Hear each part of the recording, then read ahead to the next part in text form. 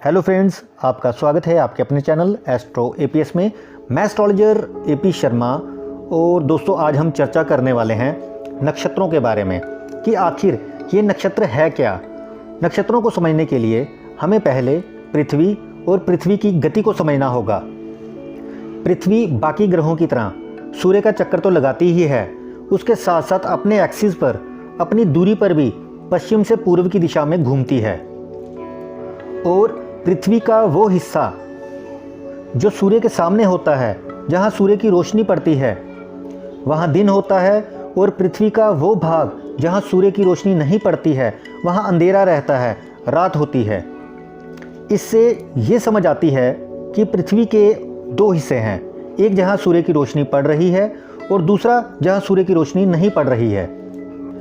अब समझने के लिए आप ये मान लें, पृथ्वी का एक हिस्सा जहाँ पर आप खड़े हैं वो है नॉर्दर्न हेमिस्फीयर, और आप जहाँ खड़े हैं उसके ऑपोजिट हिस्से पर आप ही की तरह कोई और व्यक्ति खड़ा है, वो है साउदर्न हेमिस्फीयर। अब इस बात को बेस मानकर नक्षत्र किसे कहते हैं आपको समझाने का प्रयास करता हूँ।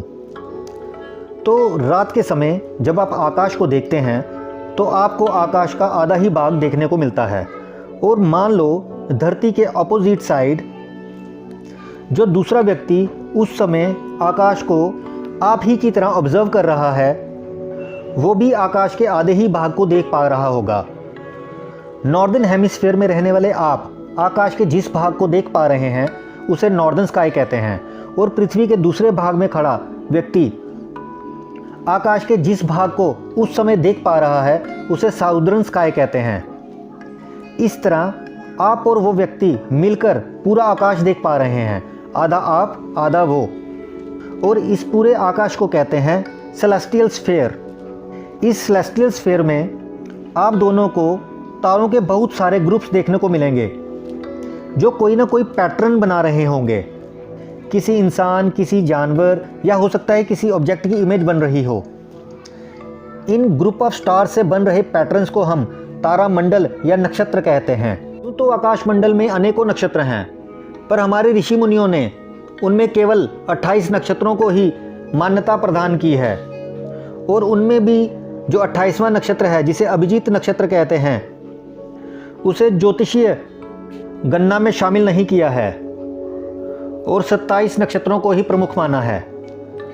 और तारों के संयोग से बन रही आकृतियों के आधार पर ही हर नक्षत्र का नामकरण किया है। भारतीय ज्योतिष में चंद्रमा की संचार गति को नक्षत्र के नाम से जाना जाता है। जैसे जब चंद्रमा 0 अंश से 13 अंश 20 कला का होता है तो अश्विनी नक्षत्र कहलाता है, और जब चंद्रमा 13 अंश 20 कला से 26 अंश 40 कला का रहता है तो भरणी नक्षत्र कहलाता है। और इसी तरह और इसी क्रम में हर 13 अंश 20 कला के बाद एक नया नक्षत्र शुरू हो जाता है, और इसी तरह से 360 अंश का ये ब चक्र 27 नक्षत्रों के द्वारा पूरा होता है। सूर्य की भांति नक्षत्र भी स्वयं प्रकाशमान हैं, अर्थात मंगल, शुक्र, चंद्र आदि ग्रहों की भांति नक्षत्र किसी अन्य तारों से प्रकाश ग्रहण नहीं करते, और ग्रहों की अपेक्षा इनकी दूरी बहुत अधिक है। आकाश मंडल में स्थिर ग्रहों की दूरी मापने हेतु आकाश मंडल में शांत व स्थिर चमक वाले तारों की खोज की गई, ताकि ग्रहों की दूरी, परिक्रमा पथ व गति आदि का अध्ययन किया जा सके। इसका यह मतलब हुआ कि नक्षत्रों द्वारा ग्रहों की दूरी मापी जाती है। जिस प्रकार सड़कों की दूरी मापने हेतु अलग अलग स्थानों पर पत्थर लगाए जाते हैं और उन पर किलोमीटर में दूरी अंकित की जाती है, उसी तरह आकाश मंडल में नक्षत्रों को भी दूरी मापने वाले पत्थरों की तरह इस्तेमाल में लाया जाता है।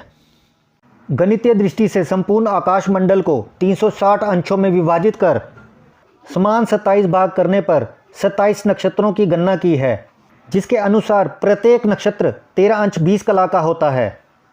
नक्षत्र किसे कहते हैं, इस पर बस इतना ही। और आशा करता हूँ मेरे द्वारा दी गई ये जानकारी आपके लिए लाभकारी सिद्ध होगी। आज के लिए बस इतना ही। धन्यवाद।